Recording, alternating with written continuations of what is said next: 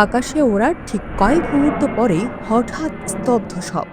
আহমেদাবাদ থেকে উড্ডয়নের পরেই বিধ্বস্ত হয় এয়ার ইন্ডিয়ার AI-171 ড্রিম লাইনার।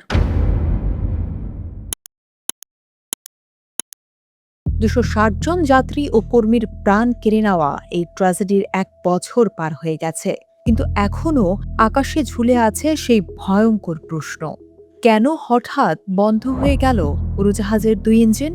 এটা কি পাইলটের চরম কোনো ভুল, নাকি বিমানের ভেতরে লুকিয়ে থাকা কোনো অজানা সিস্টেম ফেলিওর?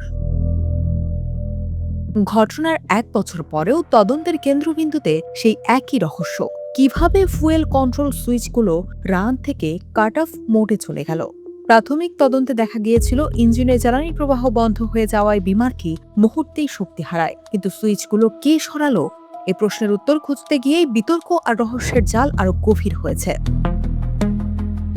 ব্ল্যাক বক্স থেকে পাওয়া অডিও রেকর্ডিং নিয়ে বিশ্বজুড়ে চলছে তোলপাড়।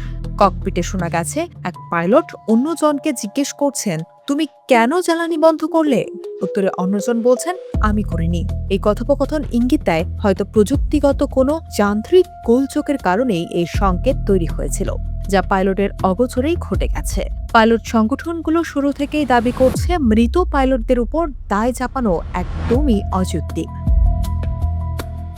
এদিকে প্রযুক্তিগত ত্রুটির তত্ত্বটি এখন আরও জোরালো হচ্ছে। মার্কিন নিরাপত্তা সংস্থাগুলোর দাবি, বিমানটির কোন নেটওয়ার্কে বা বিমানের কেন্দ্রীয় স্নায়ুতন্ত্রে বড় ধরনের ত্রুটি থাকতে পারে। 11 বছরের পুরনো এই বিমানের দীর্ঘদিনের জমে থাকা কোনো ল্যাটেন্ট ডিফেক্ট হঠাৎই প্রাণঘাতী হয়ে উঠেছিল বলে ধারণা করছেন বিশেষজ্ঞরা। এমনকি র্যাম এয়ার টারবাইন বা র্যাট সক্রিয় হওয়ার সময় নিয়ে পাওয়া তথ্য বলছে বিমানের বিদ্যুৎ সরবরাহ ব্যবস্থায় বড় ধরনের বিপর্যয় ঘটেছিল। তদন্ত এখনো চলমান। ফ্রান্স এবং আমেরিকার বিশেষজ্ঞরা এখন ইঞ্জিন ম্যানেজমেন্ট ইউনিট এবং সফটওয়্যারের প্রতিটি লাইন খুঁটিয়ে দেখছেন। 1 বছর পার হলেও চূড়ান্ত প্রতিবেদন না আসায় রহস্য যেন কেবল বাড়ছে। এটি কি কেবল মানুষের ভুল, নাকি আধুনিক প্রযুক্তির ইতিহাসে এক অন্ধকার অধ্যায়?